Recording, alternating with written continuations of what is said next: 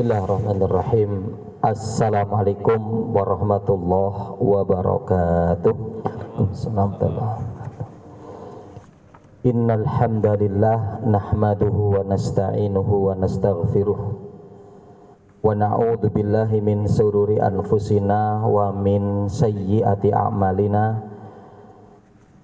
May yahdihillahu fala mudhillalah wa may yudlilhu falan tajida lahu waliyyan mursyida. Usikum manapsi bitaqwallah azza wa jalla faqad fazal muttaqun wal mu'minun. Haitsu yaqulullahu ta'ala ya ayyuhalladzina amanu taqullaha haqqa tuqatih wa la tamutunna illa wa antum muslimun. Faqala ya ayyuhalladzina amanu taqullaha wa qulu qawlan sadida yuslih lakum a'malakum wa yaghfir lakum dzunubakum wa may yuti'illaha wa rasulahu faqad faza fawzan 'azima. Faqala Rasul sallallahu alaihi wasallam ittaqillaha haitsu ma kunta wa adbi sayyi'atal hasanata tamhuha wa khaliqin nas bi khuluqin hasanin. Faqala talabul ilmi faridatun ala kulli muslimin. Bapak Ibu jamaah majelis ilmu rahimani wa rahimakumullah.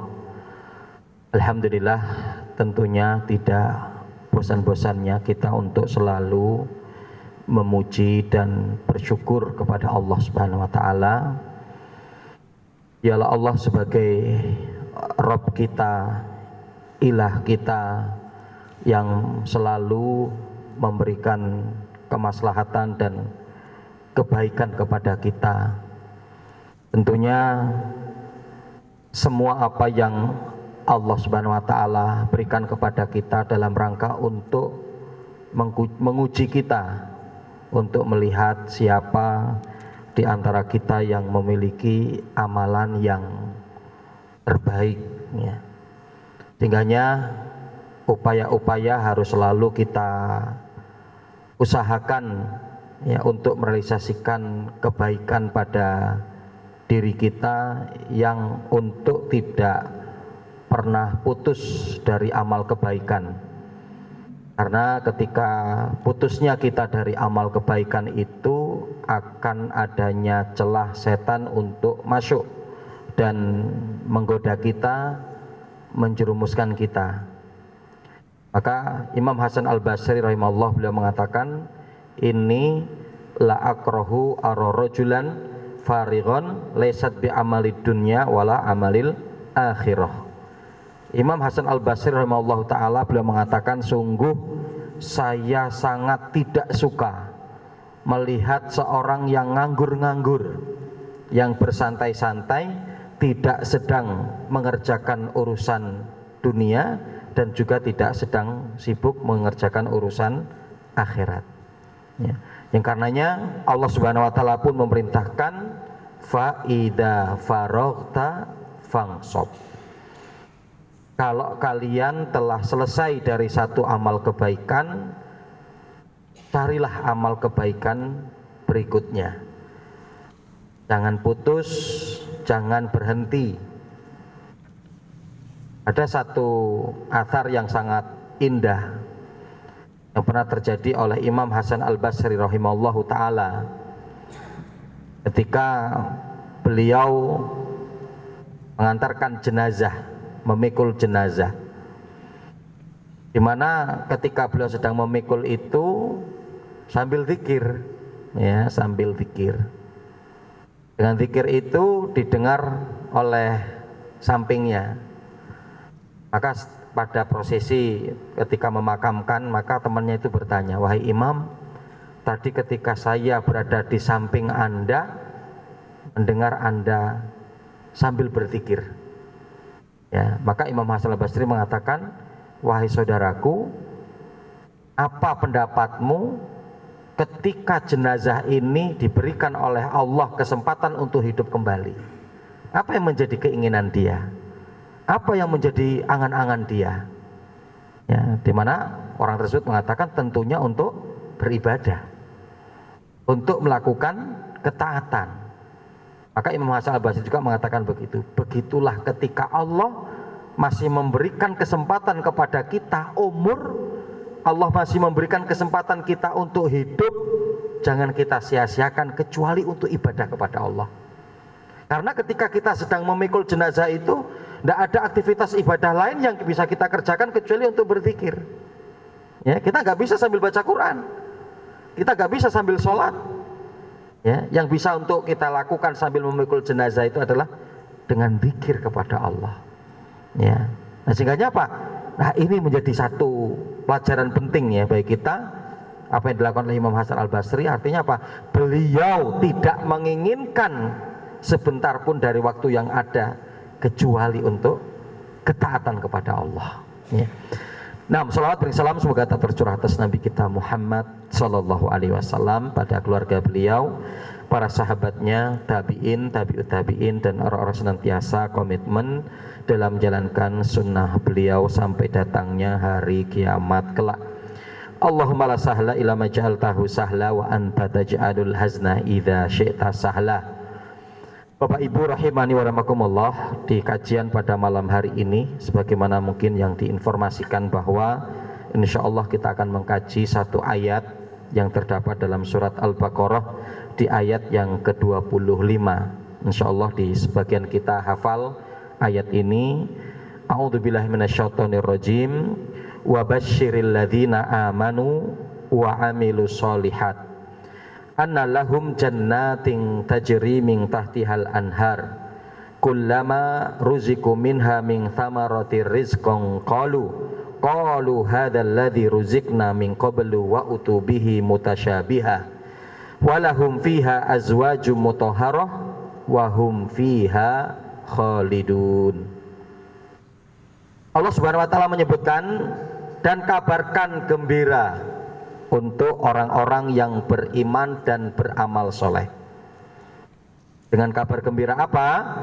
Annalahum jannatin tajri min tahtihal anhar, bahwa bagi mereka akan mendapatkan surga-surga yang mengalir di bawahnya sungai. Ulama ruziku minha min thamarati rizqan qalu, dan mereka juga nanti di dalam surga itu akan mendapatkan rizki, ya. Dan ketika mereka mendapatkan rizki itu dari buah-buahan, maka mereka akan mengatakan hadzal ladzi ruzikna min qabl, ini sebagaimana yang kami dapati dulu, ya. Wa utubihi mutasyabiha, bahkan didatangkan kepada mereka bermacam-macam buah. Walahum fiha azwajum mutahharah, dan bagi mereka adalah istri-istri yang suci, wahum fiha khalidun, dan mereka akan kekal di dalamnya. Bapak Ibu rahimani wa rahimakumullah, sekilas dari ayat ini ya, yaitu berbicara tentang orang-orang yang beriman dan mau beramal soleh sebagai satu syarat, sebagai satu konsep dan manajemen untuk meraih surga. Dan di mana pada ya ayat ini Allah Subhanahu wa taala juga memberikan gambaran tentang kondisi surga yang akan diberikan balasan tersebut untuk orang-orang yang beriman dan mau beramal soleh. Bapak Ibu rahimani wa rahimakumullah, nanti kita melihat tafsir Imam Ibnu Katsir pada ayat ini, di mana ada 3 pelajaran yang nanti insya Allah akan kita kaji, kita ulas pada kesempatan di kajian kita pada malam hari ini. Yang pertama, bentuk keadilan dan kasih sayang Allah, Allah sebutkan kebaikan dan lawannya pada ayat ini, ya. Bentuk keadilan dan kasih sayang Allah, Allah sebutkan kebaikan dan lawannya. Artinya kebaikan dan lawan dari kebaikan. Artinya apa? Kekufuran. Maka nanti kalau kita melihat bahwa ayat ini kan di dalam surat Al-Baqarah di ayat yang ke-25, ya. Kalau kita akan melihat di ayat yang ke-24-nya itu kan Allah menyebutkan tentang kondisi orang-orang kafir, ya. Wa in kuntum fi raibim mimma nazzalna ala abdina fa'tu bi suratin mim misli wad'u syuhada'akum min dunillahi in kuntum shadiqin. Fa illam taf'alu wa lang taf'alu fattaqun narul lati waquduhan nasu wal hijarah uiddat lil kafirin. Ya, di ayat sebelumnya Allah menyebutkan tentang kondisi orang-orang kafir, balasan yang akan mereka dapatkan, ya, yang mereka akan dimasukkan ke dalam neraka, yang neraka itu bahan bakunya adalah manusia dan batu. Nah, setelah itu baru Allah menyebutkan tentang orang-orang yang beriman. Maka Masya Allah Bapak Ibu rahimani wa rahimakumullah, ini menjadi satu pelajaran penting bagi kita, di mana apa? Bentuk keadilan dan kasih sayang Allah gitu. Maka nanti sehingganya Allah kepada kita ini ingin mengabarkan sesuatu yang pengabaran yang jelas dan gamblang. Ya. Jadi setelah menyebutkan tentang kondisi orang kafir, balasannya akan mereka dapatkan, maka agar kita tidak bingung. Ya. Lantas orang yang baik itu seperti apa? Maka setelahnya Allah menyebutkan tentang orang-orang yang beriman. Ya. Seperti kita juga mendapati ya dalam surat Al-Baqarah 120. Ya. Ketika Allah Subhanahu wa taala menyebutkan bahwa nanti akan terjadi di akhir zaman, ayat tersebut kemudian nanti ditafsirkan oleh Rasul ya, ditafsirkan oleh para ulama menukil dengan hadis-hadis Nabi Shallallahu Alaihi Wasallam, yang dimana bahwa kondisi umat itu nanti akan dikacaukan dengan Yahudi dan Nasrani dengan konsep mereka agar kaum muslimin itu mau mengikuti ajaran mereka. Walang tardo angkal yahudu walan nasoro hatta tatabi'a millatahum. Ya. Jadi tidak akan ridho orang-orang Yahudi dan Nasrani terhadap kalian sampai kalian mengikuti ajaran mereka. Ya. Kalau Imam Asy-Syaukani kan mengatakan apa? Yaitu apa? Sampai kalian menjadikan konsep mereka itu untuk panduan hidup. Ya, untuk panduan hidup, untuk jalan hidup, sehingga agar jalan hidupnya umat Islam itu, jalan hidupnya kaum muslimin seperti jalan hidupnya mereka. Ya. Nah, kalau kita akan melihat itu, keberhasilan itu sudah banyak. Cara berpakaiannya ala mereka, ya, cara pestanya ala mereka, ya, kemudian cara mengatur keluarganya ala mereka, ya, untuk mengatur ekonominya ala mereka, ya. Tapi apa? Ketika Allah Subhanahu wa taala menyebutkan tentang kondisi ini, Allah menyebutkan solusinya. Qul inna hudallahi huwal huda wala ini taba'ta ahwa'ahum min ba'di ma ja'aka minal ilmi ma laka minallahi min waliyyin wala nasir. Ya. Jadi ketika Allah menggambarkan akan kengerian kondisi umat di akhir zaman yang akan mengikuti daripada kehidupan, pola fikir, pola, ya, perbuatan, kegiatan, konsep hidupnya Yahudi dan Nasrani, tapi Allah memberikan satu solusi bagi mereka yang ingin selamat, ya, dengan mengatakan apa? Qul inna hudallahi huwal huda. Katakan petunjuk Allah itu tetap petunjuk. Jadi artinya apa? Ketika orang cara berpenampilannya berubah, kita nggak usah berubah. Karena apa? Kita punya petunjuk. Petunjuk Allah itu adalah petunjuk yang paling baik. Itu yang harus sudah final untuk kita seharusnya. Jadi kita sudah nggak tertarik lagi gitu loh. Ya, kita sudah nggak tertarik lagi untuk konsep mereka, petunjuk mereka, kita sudah nggak tertarik. Kenapa? Karena kita sudah yakin, seyakin-yakinnya bahwa petunjuk yang paling baik itu adalah petunjuknya Allah. Qul inna hudallahi huwal huda. Wala ini taba'ta ahwa'ahum min ba'di ma ja'aka minal ilmi ma laka minallahi min waliyyin wala nasir. Tapi kalau kamu ingin mengikuti hawa nafsu mereka, yang kemudian kalian mengikuti mereka, maka ingat, Allah tidak akan memberikan pertolongan kepada kalian, Allah tidak akan memberikan perlindungan kepada kalian. Ketika apa? Kita sudah mau ingin berubah, pola hidup kita berubah, cara apa hidup kita berubah. Nah, jadi, ini artinya apa? menggambarkan bagaimana bentuk keadilan dan kasih sayang Allah kepada kita. Ya. Seperti di dalam surat Al-Baqarah di ayat yang ke-25 ini, di ayat yang ke-24-nya Allah bercerita tentang orang-orang kafir, di ayat yang ke-25-nya Allah bercerita tentang orang-orang yang beriman dan mau beramal soleh beserta balasan yang akan mereka dapatkan. Di antaranya apa? Istilah ini disebut sebagai al-mathani. Dalam ilmu Al-Quran itu disebut sebagai al-mathani. Ya, al-mathani itu ketika dalam satu di ayat yang berdekatan, itu artinya untuk mengulang. Yang satu menyebutkan tentang kebaikan dan satu menyebutkan tentang keburukan, yang satu menyebutkan tentang kekafiran dan setelahnya menyebutkan tentang keimanan, maka ini yang disebut dengan al-mathani. Ya, atau dengan arti lain al-mathani itu artinya adalah yang berulang-ulang. Maka nanti diantaranya ya surat Al-Fatihah itu juga disebut sebagai ya as-sab'u al-mathani, yaitu apa? 7 ayat yang selalu diulang-ulang. Itu namanya surat Al-Fatihah, sab'u al-mathani. Nama lain dari surat Al-Fatihah itu adalah as-sab'u al-mathani.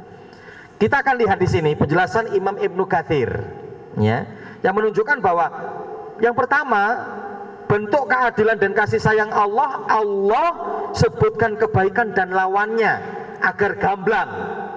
Ya, sebagaimana dalam surah Al-Baqarah 120 tadi ya, gamblang kan? Ya, ada konsep yang dibuat oleh Yahudi Nasrani, tapi juga kita harus punya pendirian agar kita selamat. Ya.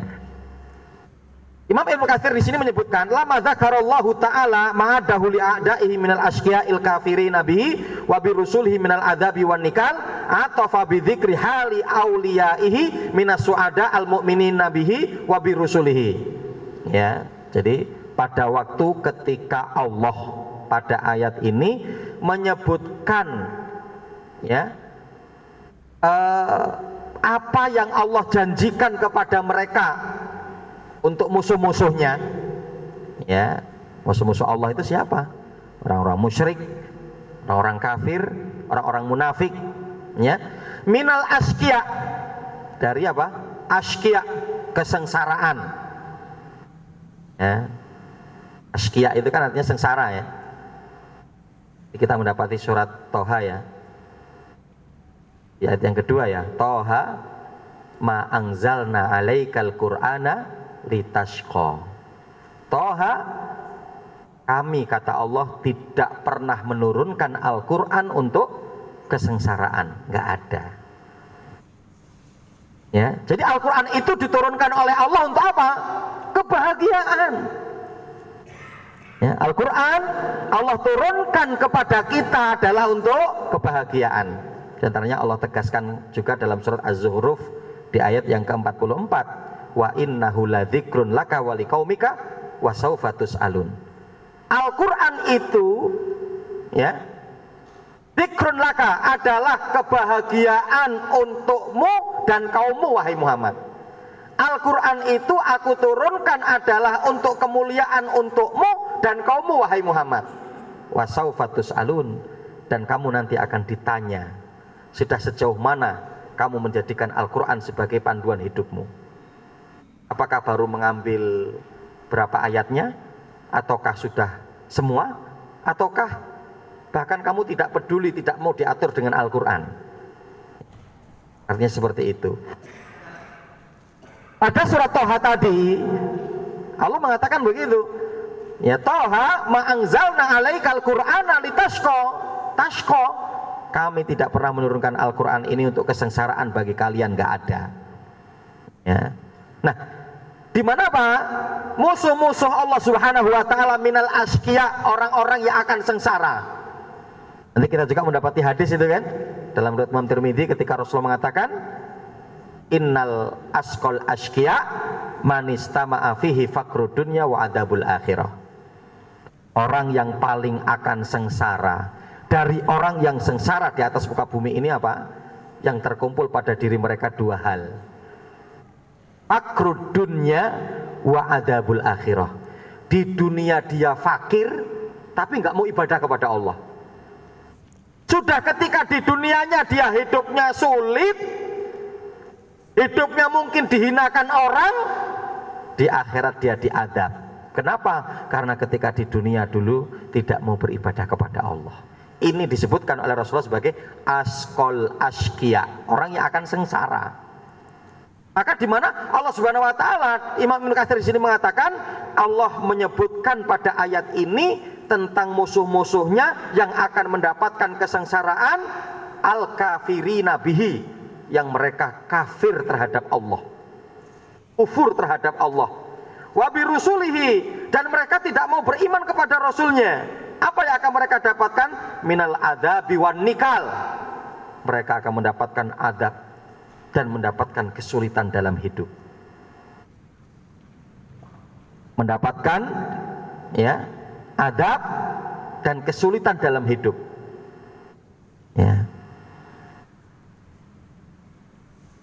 Atau fabidzikri hali auliyaihi, setelah itu Allah Subhanahu wa taala mengatofkan, atof itu artinya menyambungkan, ya, setelah uiddat lil kafirin wa basyiril ladzina amanu. Allah di situ menggunakan huruf wa kalimatnya. Wa di situ sebagai waw atof, waw untuk menyambung. Ya, yaitu apa? Allah Subhanahu wa taala setelah itu menyebutkan tentang kondisi auliyaihi dari kalangan para walinya, minas suada, dari golongan orang-orang yang akan mendapatkan kebahagiaan. Minas suada al mu'minina bihi, yang beriman kepada Allah. Ya. Jadi maka di dalam surat Hud, ya, kalau nggak salah di ayat yang ke-13 Allah mengatakan apa? Fa ammal ladzina su'idu fa fil jannati khalidina fiha. Adapun orang-orang yang akan mendapatkan kebahagiaan itu adalah orang-orang yang nanti akan dimasukkan ke dalam jannah dan dia akan kekal di dalamnya. Artinya apa? Kebahagiaan yang sebenarnya itu adalah kebahagiaan di dalam surga. Karena apa? Sebahagia apapun orang ketika masih di dunia, ya semu, ya tidak abadi. Ya, seseneng apapun orang ketika di dunia, maka ya semu. Apalagi hanya perkara duniawi, ya seperti itulah. Ya seperti itu semuanya. Ya, ketika kita memandang orang itu kok kaya amat, ya rumahnya gede, kendaraannya banyak, tapi bagi dia ya biasa itu. Ya kan, bagi dia biasa. Itu nggak biasa bagi orang. Bagi dia biasa.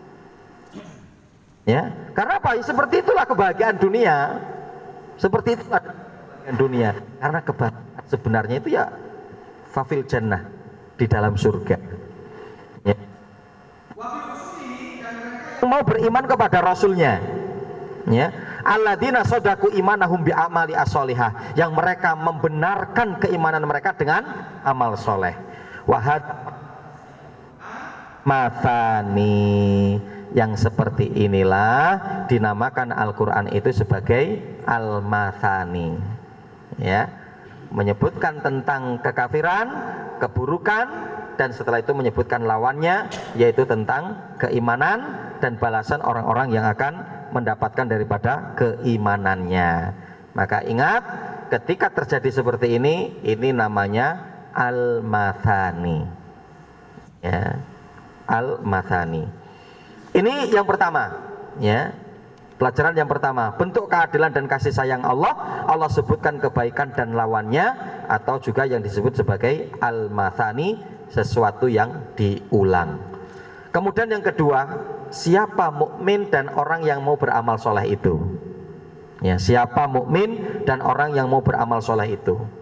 Maka Imam Ibnu Katsir tadi pun sudah kita singgung di atas, alladzina sodaku imanahum bi a'mal as-solihah. Mereka itu adalah orang-orang yang akan membenarkan keimanannya dengan amal soleh. Ya, jadi kita akan melihat tolak ukur sejauh keimanan orang itu akan kita lihat sejauh mana amalnya. Ya, sejauh mana dia dalam mempraktekkan ibadah zahiriyahnya. Karena kaitan dengan keimanan kita tidak tahu, kita tidak bisa mengukur. Ya karenanya apa? Menjadi PR besar kita awal untuk menjadikan kokohnya ibadah zahiriyah kita, ibadah yang nampak kita, maka perlu untuk penguatan keimanan batin kita. Maka para ulama kan membagi pondasinya pada 3 hal ya. At-tasdiqu bil qalbi, al-qaulu bil lisan, wal amalu bil jawari. Ya, di mana kita untuk membenarkan dalam hati kita dengan seyakin-yakinnya. Dengan seyakin-yakinnya. Ya, bahwa adanya Allah. Ya, Allah yang memberikan kebaikan kepada kita, mengatur kita, menetapkan daripada takdir kita, memberikan kemaslahatan kepada kita. Yang kadang banyak di urusan kita lupa kepada Allah, kita mempersekiankan Allah, padahal Allah hendaklah untuk yang pertama. Ya, padahal apa? Hendaklah Allah Subhanahu wa ta'ala itu adalah yang pertama. Tapi kadang apa? Kita menganggap bahwa kita ini bisa. Kita menganggap bahwa kita ini mampu. Kita menganggap bahwa kita ini bisa menyelesaikan. Yang sampai kita lupa untuk mengangkat tangan kita meminta kepada Allah. Ya. Yang karenanya apa? Bapak Ibu rahimakumullah, ilmu pertama semua itu kan apa? Ilmu tauhid. Ilmu la ilaha illallah. Maka ketika dalam segala urusan kita arahkan kepada la ilaha illallah, insya Allah selesai. Selesai. Ya. Untuk mendidik anak kita, pahamkan la ilaha illallah. Untuk mendidik istri kita, pahamkan la ilaha illallah. Ya. Untuk mendidik diri kita, pahamkan diri kita kepada la ilaha illallah. Yang kemudian kita akan kembali kepada la ilaha illallah. La ma'budu bihaqqin illallah, yang Allah adalah di atas segalanya. Ya, maka apa? Kita harus bangun bangunan ini. Maka dalam surat Thaha ayat yang ke-14 pun jelaskan konsep peribadatan kita kepada Allah. Yang pertama harus kita bangun itu apa? Ya, innani anallah la ilaha illa ana fa'budni. Jangan beribadah dulu kepada Allah sebelum akidah kita kuat, sebelum keimanan kita baik. Karena ketika seorang sudah memaksakan diri dengan ibadah, tapi dia tidak menambah kapasitas keimanan kepada Allah, maka akan berdampak kepada ibadah yang tidak kuat. Ya, maka konsepnya begitu. Innani anallah la ilaha illa ana. Sesungguhnya aku adalah Rabb kalian, kata Allah. Tidak ada ilah kecuali aku. Maka setelah kita mengenal Allah, baru apa kata Allah? Fa'budni, baru beribadahlah kamu kepadaku. Kenapa Rasul dan para sahabatnya itu ibadahnya luar biasa kepada Allah? Karena pengenalan mereka kepada Allah sudah kuat. Ya. Dan kadang yang terjadi di tengah-tengah kita, yang terjadi di masyarakat kita, mereka memaksakan diri untuk beribadah kepada Allah, tapi mereka melupakan diri untuk mengenal Allah. Ya. Dan sehingga apa? Ya ibadahnya gitu, Senin Kemis gitu kan. Ya, kadang mau, kadang enggak. Kadang pas lagi bolong mau gitu ya. Atau bahkan pas lagi sempit gitu kan, lagi banyak masalah, banyak ini, kembali kepada Allah. Ya, setelah nanti usahanya lancar lagi, lupa lagi. Jadi karena nggak diperkuat dengan akidah, tidak diperkuat dengan tauhid, tidak diperkuat dengan keimanan. Ya, maka konsepnya kan begitu. Kalau ingin benar, innani anallahu la ilaha illa ana fa'budni. Konsepnya begitu. Maka apa? Bangunan pertama Ahlussunnah wal Jamaah ketika berbicara tentang masalah keimanan adalah at-tasdiqu bil qalbi. Kuatkan keimananmu dalam hatimu. Ya, jangan selalu mengandalkan kemampuan kita, jangan selalu mengandalkan akal kita, jangan selalu mengandalkan kecerdasan kita. Minta kepada Allah. Ya. Baru kemudian adalah at-tasdiqu bil qalbi al-qaulu bil lisan. Mengucapkan dengan lisan artinya adalah an-nutqu bi syahadatain, mengucapkan 2 kalimat syahadat. Baru yang ketiga adalah al-amalu bil jawarih, mengamalkan dengan anggota badan. Ya, jadi apa? Harus ada real amalan. Maka ini walau alam hisab saya belum mendiskusikan dengan ustaz yang lain, ustaz senior kita gitu ya. Jadi kalau saya memberikan satu kesimpulan bahwa kaitan kita, ya, kita dengan amal soleh, kita dengan syariat ini, kita adalah bak robot. Kita digerakkan dengan dalil, kita digerakkan dengan ketetapan Allah. Kenapa? Kalau kita berangkatnya untuk itu semua, no problem, semua urusan kita di atas muka bumi ini. Ya, artinya apa? Kenapa kamu untuk sholat? Allah perintahkan. Kenapa kamu untuk ngaji?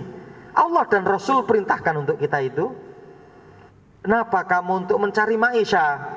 Allah perintahkan kepada kita, Rasulullah contohkan kepada kita, dipraktikkan oleh para sahabat Nabi. Kenapa kalau kamu menikah sih? Allah perintahkan untuk kita. Ya, kenapa kamu kok sekolah biar pinter? Allah perintahkan itu untuk kita. Ya. Kenapa sih kamu untuk berpolitik?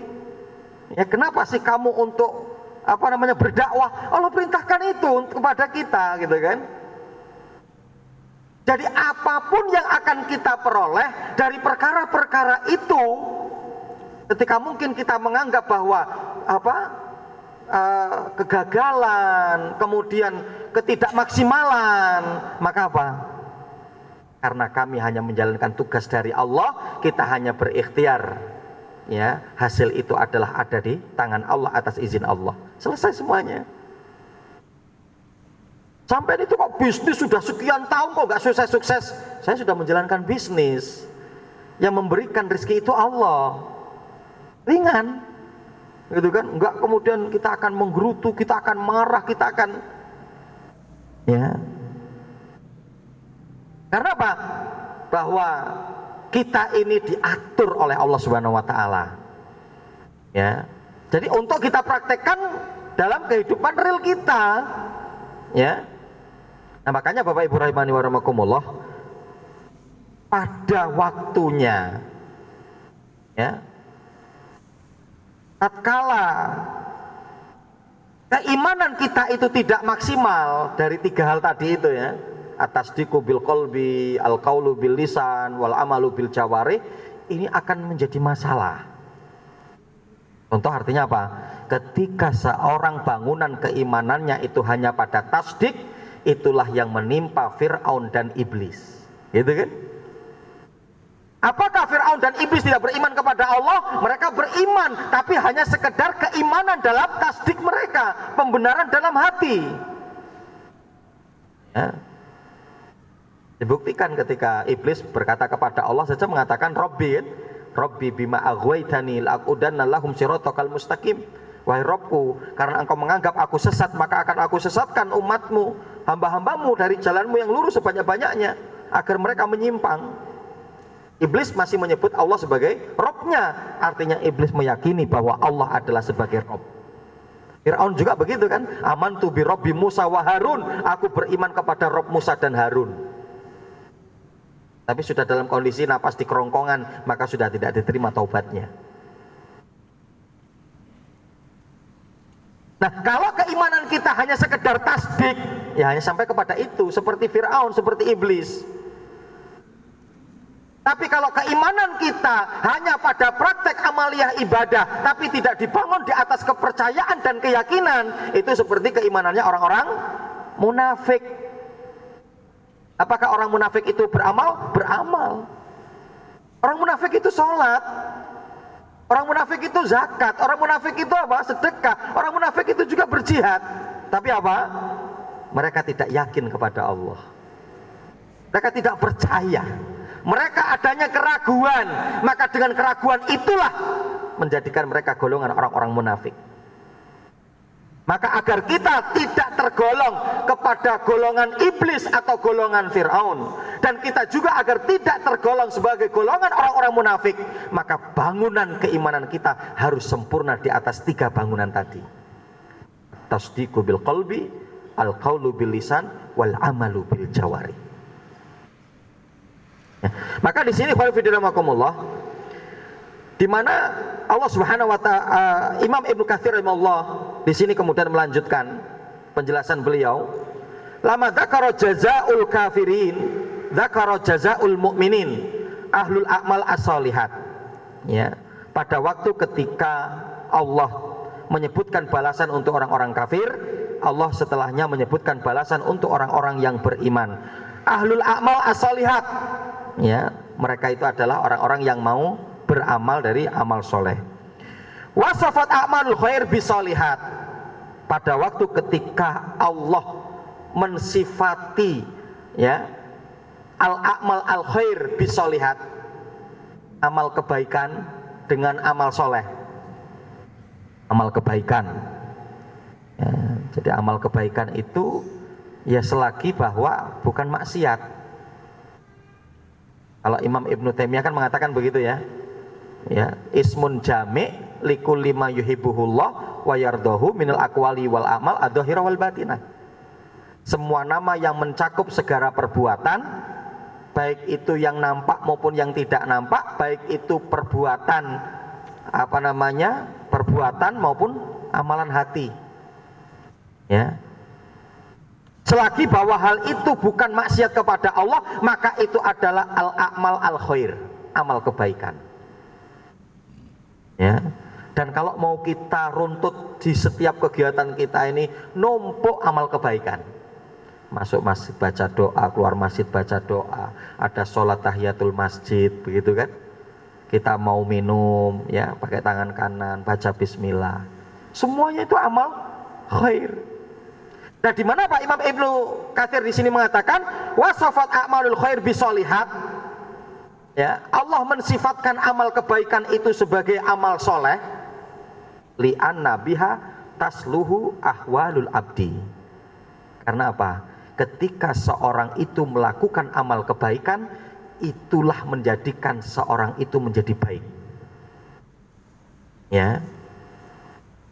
Jadi tadi, kalau menit-menit kita, detik-detik kita selalu untuk terus kita isi dengan amal kebaikan, maka apa? Secara otomatis itu akan menjadikan orang tersebut menjadi baik. Ya. Ketika dia tidak ada peluang itu, minimal diam itu dia akan selamat. Ketika dia dalam kondisi turun, malah dia akan berbuat, dia akan berkata, pasti arahannya nanti tidak benar. Ya, pasti arahannya nanti tidak benar. Ya. Wa umuru dinihi wa dunyahu. Ya, jadi apa? Seorang itu kalau selalu beramal dengan amal kebaikan, sehingga dengan itu akan memperbaiki kondisinya, maka apa? Itu pun akan membawa kebaikan untuk urusan dunia dia dan urusan akhirat. Jadi Bapak Ibu rahimakumullah, memang benar. Sudah, kita ini nggak butuh yang lain kecuali adalah Al-Quran, kecuali adalah Sunnah Nabi Shallallahu Alaihi Wasallam. Kalau kita mempraktekkan itu berisi semua amal kebaikan dan mencegah kita dari kemungkaran. Pasti apa? Kita akan menjadi orang yang soleh. Kita pasti akan menjadi baik. Kondisi kita pasti akan baik, dan baik kita itu adalah dunia dan akhirat kita. Gak ada orang yang mempraktekkan keimanan dan keislaman kecuali adalah baik dunia dan akhiratnya. Kenapa? Kadang kita ini belum yakin gitu loh. Karena kita ini belum percaya. Dan ternyata apa? Para bapak ibu sekalian rahimakumullah, apa yang kemudian disenangi sebagai fitrahnya manusia ketika di dunia? Apakah kemudian Islam tidak memfasilitasi? Memfasilitasi. Disebutkan oleh Allah dalam surat Ali Imran itu kan, zuyyina linnasi hubbus syahwati minan nisa'i wal banin wal qanatiril muqantarati minadh dhahabi wal fiddah wal khayli musawwamati wal an'ami wal hars dzalika mataul hayatid dunya wallahu indahu husnul ma'ab. Kalau mau kita rangkumkan, yang disenangi manusia itu kan cuma 3. Ya. Zuyyina linnasi hubbus syahwati minan nisa, diperbuat indah dari pandangan manusia, dia suka dengan lawan jenisnya. Kalau yang tidak diatur dengan benar, orang menjadi rusak karena lawan jenis kan? Ya, banyak tokoh-tokoh hebat kan, hancur karena apa? Lawan jenisnya kan? Banyak pengusaha-pengusaha sukses langsung kemudian hancur, rontok. Kenapa? Karena lawan jenisnya kan. Maka ketika mereka tidak bisa digoda dengan dunia, maka akan digoda dengan lawan jenisnya. Laki-laki digoda dengan perempuan, perempuan digoda dengan laki-laki. Kenapa? Karena itu adalah fitrah yang menjadikan kesukaan bagi manusia. Laki suka perempuan, perempuan suka laki. Apakah itu tidak difasilitasi dalam Islam? Difasilitasi. Difasilitasikan dalam Islam dengan adanya apa? Pernikahan. Kemudian yang kedua, rangkuman daripada ayat itu bahwa manusia itu suka dengan anak. Ya kan?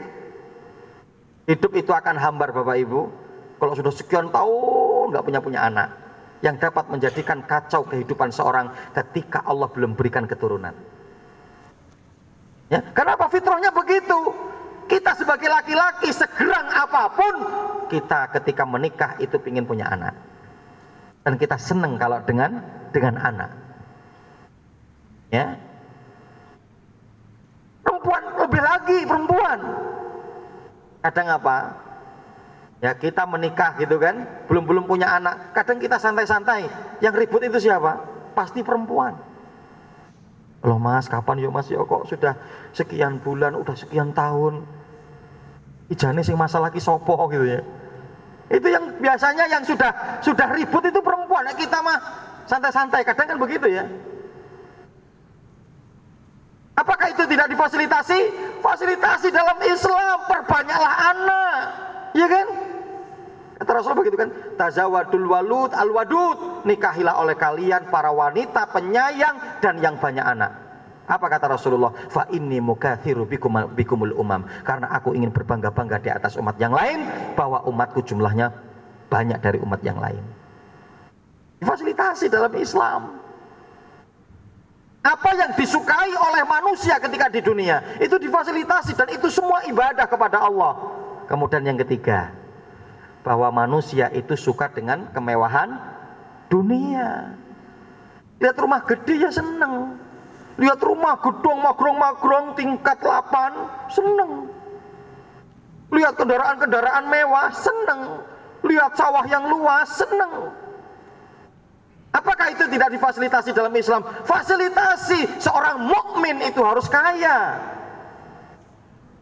Ya, seorang mukmin itu harus kaya.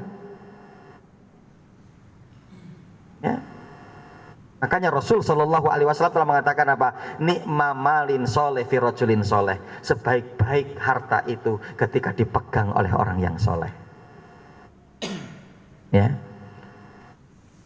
Nah, bagaimana yang dapat mengkaji Al-Quran, yang biar cepat untuk menghafal Al-Quran, yang biar kemudian cepat untuk memahami Al-Quran, itu hanya saja anak-anak yang memiliki kecerdasan. Lah kalau kita tidak bisa menopang untuk kecerdasan anak kita, karena apa? Kita nggak punya makanan suplemen yang bisa kita berikan kepada mereka, kan repot. Anak kita untuk kemudian didorong terus, nak kamu harus menjadi hafid, nak kamu harus menjadi hafidah, nak. Berat bagi anak itu, berat bu, saya berat untuk menghafal. Ya dulu makannya grek terus, ya kan? Lah orang-orang kafir itu udah makannya kacang-kacangan, makannya daging, makannya kemudian ikan-ikanan. Ya ikan beneran maksudnya ya, karena ikan banyak jadi ikan-ikanan gitu ya. Ikan beneran, bukan ikan dari plastik itu bukan ya. Ya. Jadi sangat wajar. Ya. Dan kalau kita lihat kan begitu ya, Masya Allah, sahabat Utsman bin Affan kan begitu ya. Pada peristiwa perang Tabuk, ketika Rasulullah mengumpulkan para sahabat, kita mau persiapan perang Tabuk ini, butuh perbekalan yang cukup banyak. Utsman mengatakan, saya Rasulullah 100 ekor onta plus perlengkapannya. Setelah kemudian dikumpulkan semua, dihitung lagi masih kurang. Rasul menyampaikan lagi, ini masih kurang perlengkapan. Utsman tunjuk tangan lagi, aku ya Rasulullah 100 ekor onta plus perlengkapannya. Ya. Setelah dihitung lagi masih kurang, masih nunjuk lagi, aku ya Rasulullah 100 ekor onta plus perlengkapannya, berarti genep 300. Harga dulu dengan sekarang saya yakin sama lah ya. Kita anggap saja harga sapi lah ya, 20 juta lah. 20 juta kalau 100 itu berapa? 2M. Kalau semuanya 300 berarti 6 miliar. Kita setengahnya punya Pak. Ya. Lah kalau semuanya kita punya 6 miliar gitu kan, ya saya yakin karena yang diinfakkan segitu mungkin punya uang 10 miliar. Karena ternyata penghasilan dalam satu bulan itu berapa? Minimal mungkin 100 juta dalam satu bulan. 50 jutanya untuk kemaslahatan dakwah Islam. Selesai enggak untuk dakwah Islam itu? Selesai. Itu baru dari satu orang loh. Nah ini yang hadir ada 50 orang. Satu orangnya infak 50 juta kali 50 orang. Berapa coba kan? Apa enggak selesai urusan umat? Selesai. Ya. Nah karenanya nah ternyata apa? Ketika untuk urusan dunia kita, bahwa yang disukai oleh manusia itu adalah diantaranya kemewahan dunia, dan itu pun difasilitasi dalam Islam, boleh. Tapi kamu gunakan semua itu untuk membangun ketaatanmu kepada Allah. Ya, Ustaz, saya kalau mau beli mobil Fortuner, saya ini bermewah-mewahan tidak? Tidak. Kalau kamu beli 2/1 untuk Ustaz, wah gitu kan. Ya. Kamu beli 2/1 untuk lembaga dakwah. Begitu. Ya. Jadi kalau kita nanti mau mengorek, ini masih banyak yang harus kita ambil dana umat ini. Ya, masih banyak harus kita ambil. Masih genggam semua ini umat Islam ini. Dengan hartanya itu masih genggam. Ya. Nah, yang sehingganya apa? Jadi kalau kita mau sukses dunia, itu difasilitasi dalam Islam. Kalau kita ingin bahagia dunia, itu difasilitasi dalam Islam. Ya, difasilitasi dalam Islam. Ya, maka di sini dikatakan seperti itu. Maka apa? Akan menjadi baik untuk urusan dunianya dan agamanya. Wahayatuhu ad-dunyawiyah wal ukhrawiyah, kata Imam Ibnu Katsir. Akan baik untuk urusan dunianya dan urusan akhiratnya. Fayakunu bidzalika minas solihin, maka apa? Dia akan kemudian menjadi orang-orang yang soleh. Wa yazulu biha anhu fasadul ahwal. Yang dengan ketika dia menjadi orang yang soleh itu, maka kemungkaran, kerusakan, keburukan secara otomatis akan nyingkir. Kalau apa? Kita memaksimalkan amal soleh. Konsepnya begitu. Ya. Karena bisa jadi bahwa di kita ini kemungkarannya itu masih mendominasi daripada amal soleh, atau masih adanya ruang-ruang yang kosong yang tidak kita gunakan untuk amal soleh. Ya, nganggur-nganggurnya kita masih banyak, santai-santainya kita masih banyak, untuk perbuatan yang sia-sia kita masih banyak. Ya, mungkin masih banyak hal-hal begitu. Sehingga kemungkaran itu masih untuk apa? Mengendap di diri kita, di keluarga kita. Coba kalau kita maksimalkan amal soleh, kebaikan, ketaatan kepada Allah, maka apa? Yazulu fasadul ahwal. Maka apa? Buruknya kondisi seseorang itu akan nyingkir dengan ketika amal soleh yang dia maksimalkan. Ya. Yang sehingganya apa? Fayakunu bidzalika minas solihin alladzina yasluhuna bijiwari rahman fi jannatihi. Karena kalau orang itu selalu dalam kehidupannya melakukan amal kebaikan, sehingga itulah yang disifati sebagai amal soleh, sehingga akan baiklah kondisi dia. Dia akan baik, keluarganya akan baik, di lingkungannya akan baik, di masyarakatnya akan baik, dikenal di keluarganya dia sebagai orang yang baik.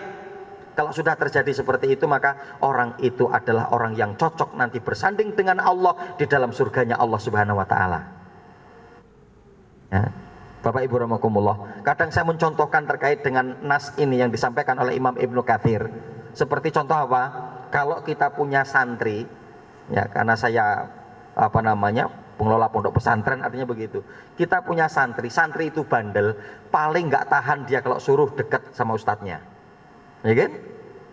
Ya, tapi kalau santri yang nggak punya masalah, terkenal kealimannya, terkenal dengan kebaikannya, dengan akhlaknya, suruh duduk di samping kita itu seneng, lama dia bisa bertahan lama. Tapi kalau yang enggak itu risih. Karena apa? Waduh, ini saya nggak pantas ini duduk dekat ustadz. Ya, saya ini sering langgar, saya ini banyak masalah, sering dipanggil, sudah panggilan yang keberapa, gitu kan? Lah apakah kemudian model orang-orang yang seperti itu dulu ketika di dunianya banyak masalah yang akan bersanding dengan Allah? Malu dia. Ya. Ketika akan bersanding dengan Allah itu, ya Allah saya dulu jarang sholat, kan nggak cocok toh. Ya. Allah saya dulu banyak melanggar, Allah saya dulu masih banyak ini, saya masih melakukan ini, saya masih berbuat seperti ini. Kan nggak pantas. Yang pantas itu siapa? Orang yang ketika dulu di dunia berprestasi keimanannya. Ya, bahkan dia merasa kemudian apa? Gagal. Ya Allah, sekarang saya akan memetiknya untuk bersanding denganmu karena saya dulu bersabar untuk pengabdian secara maksimal kepadamu. Maka para ulama mengatakan kan begitu ya. Kalau Anda ingin ya mendapatkan posisi raja yang sempurna di sisi Allah Subhanahu wa taala, maka ketika di dunia sempurnakanlah penghambaanmu kepada Allah. Udah itu, konsepnya itu begitu. Penghambaanmu, ketundukanmu, kepatuhanmu kepada Allah maksimalkan. Nanti ketika di akhirat Allah akan posisikan Anda sebagai raja yang sempurna di sisi Allah Subhanahu wa taala. Jadi jangan malu-malu. Ke masjid malu, pakai celana untuk tidak isbal malu. Ya, istrinya pengen pakai cadar malu. Ya. Enggak benar.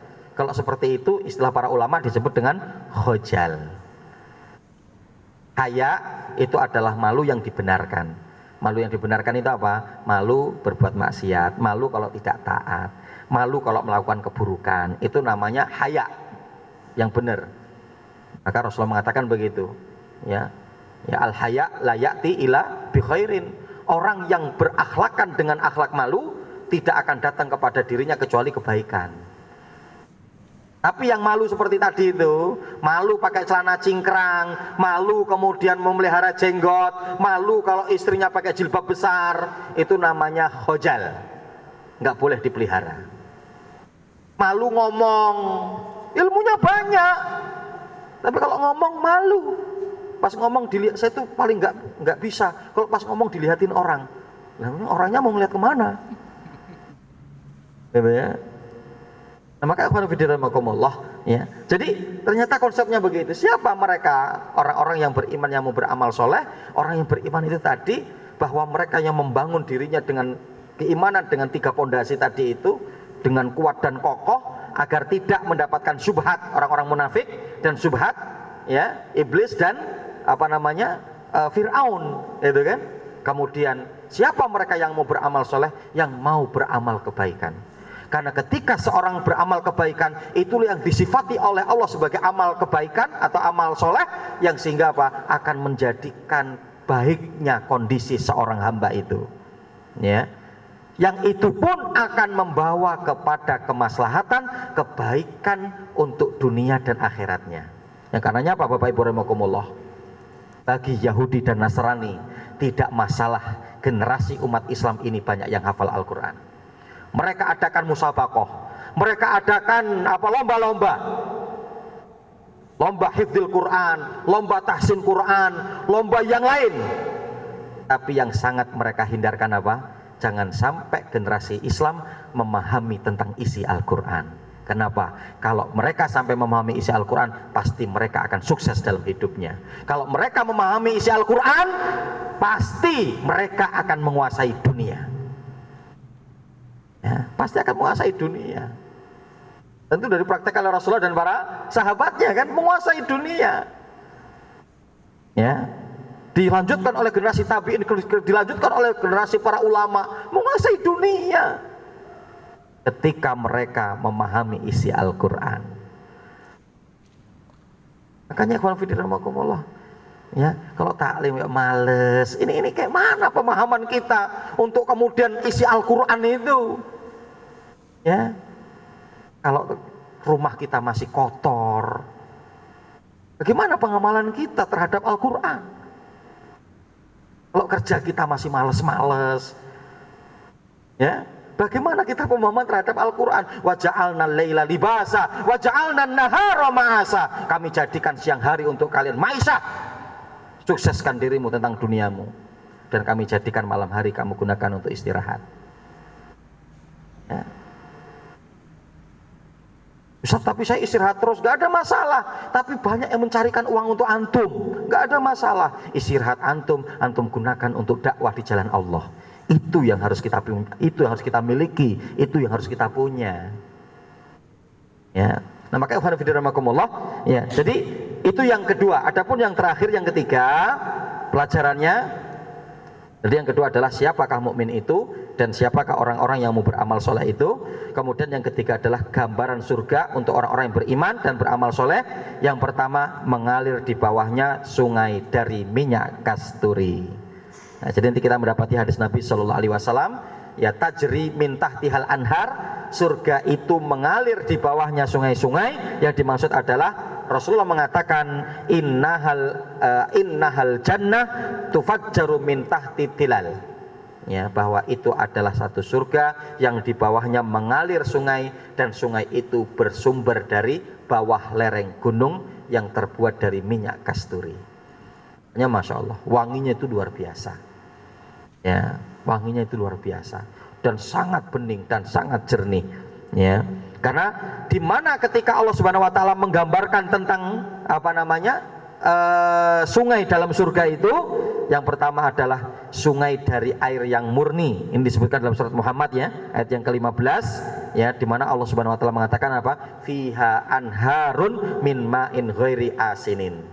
Di dalam surga itu ada sungai yang dimana airnya itu sangat jernih, ya, yang dimana airnya rasanya tidak payau. Kemudian yang kedua, sungai dari susu, yang dimana Allah mengatakan wa anharun min labanin lam yataghayyar ta'muh, yang dimana di situ nanti kita akan mendapati sungai yang terbuat dari air susu yang tidak pernah berubah rasanya. Kemudian yang ketiga adalah sungai dari khamar, wa anharum min humurin ladatil lisyaribin, dan di dalam surga itu nanti terdapat sungai-sungai yang itu adalah sungai tersebut berupa khamar yang akan menjadi minuman penduduk surga.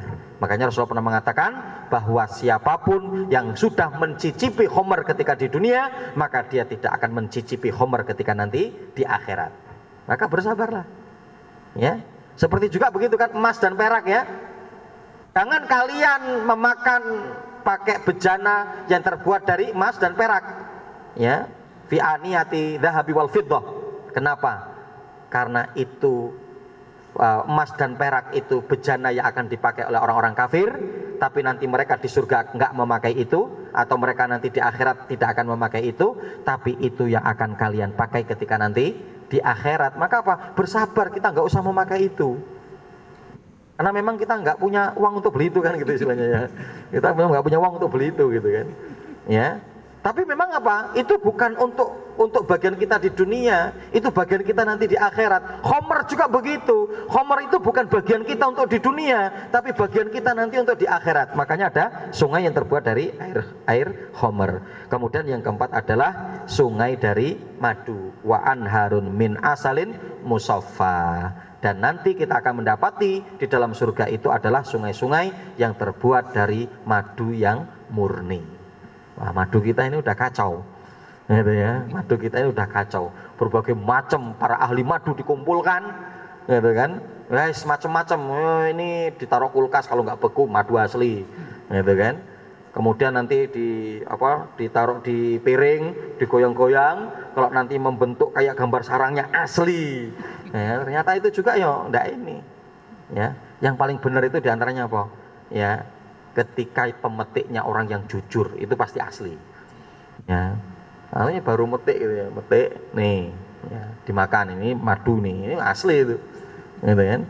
Nah, ini maka ikhwan fillah rahimakumullah. Jadi itu ya, di mana bahwa di dalamnya terdapat sungai yaitu yang terbuat dari minyak kasturi, ya. Kemudian yang kedua, mereka ketika mendapati buah-buahan di dalam surga, mereka mengatakan ini sebagaimana yang kami dapatkan dulu. Yang dimaksud adalah ketika kami di dunia. Ternyata kita nanti di sana ngelihat, ini apel ya dulu ini yang pernah saya makan, gitu ya. Cuma sekali gitu ya. Setelah itu nggak bisa beli lagi gitu ya. Ini duren ini, masya Allah gitu ya. Duren ini, ya. Jadi sekarang udah, wah, pokoknya tidur sambil berbantalkan duren. Pokoknya gitulah nanti di sana gitu ya. Ya. Jadi masya Allah itu nanti di dalam surat Al-An'am ya, kalau nggak salah surat Al-A'raf itu kan ada password penduduk surga kan, ya. Jadi penduduk surga itu kalau pingin sesuatu itu tinggal menyebutkan passwordnya saja, ya. Subhanakallahumma, itu adalah passwordnya penduduk surga. Dalam hadis itu kan dikatakan nanti akan berterbangan burung-burung yang ketika itu kemudian mereka pingin daging daripada burung itu, maka cukup hanya menyebutkan passwordnya, nanti akan datang ya burung itu sudah kemudian daging yang digoreng dengan berbagai macam jenis rasa, ya. Subhanakallahumma, ya. Ingat, itu hanya bisa kita pakai di surga saja, ya. Di dunia belum bisa. Ya Allah, aku pengen duren. Subhanakallahumma, durennya kok ora teko gitu ya. Durennya kok ora dibalangke nang aku gitu ya. Ya, kalau yang jualan juga ikhwan ikut ngaji, ya insya Allah paham. Ya, subhanakallahumma. Oh iya Pak Ustadz ini. Ya, ya, fadol ya. Mudah-mudahan ini nanti akan Allah ganti di akhirat. Amin. Gitu kan. Sebagai mantap gitu kan. Ya, jadi mereka nanti akan mendapatkan rizki buah-buahan yang mereka nanti akan mengatakan, oh ini sebagaimana yang kami dapatkan dulu ketika ya di dunia. Ya. Dan akan didatangkan dengan, kalau dalam tafsir Imam As-Sa'di itu dikatakan apa? Dengan warna yang sama tapi memiliki rasa yang berbeda.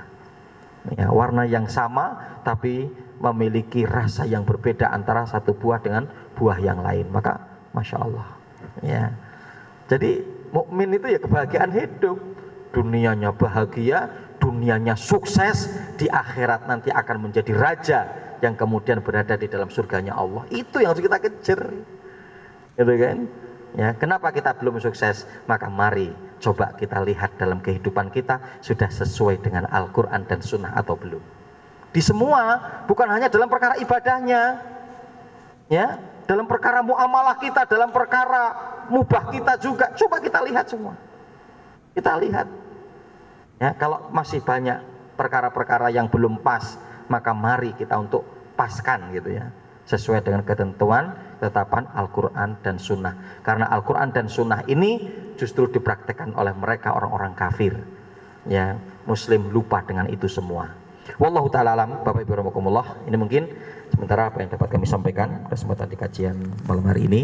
Mudah-mudahan bermanfaat dan kita dapat berupaya untuk memosisikan diri kita menjadi hamba-hamba Allah yang beriman dan mau beramal soleh.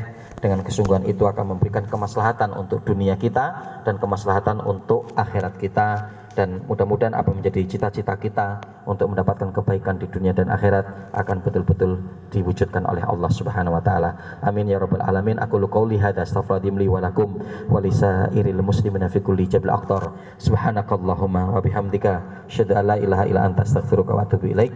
Wabillahi taufiq wal hidayah. Wassalamualaikum warahmatullahi wabarakatuh.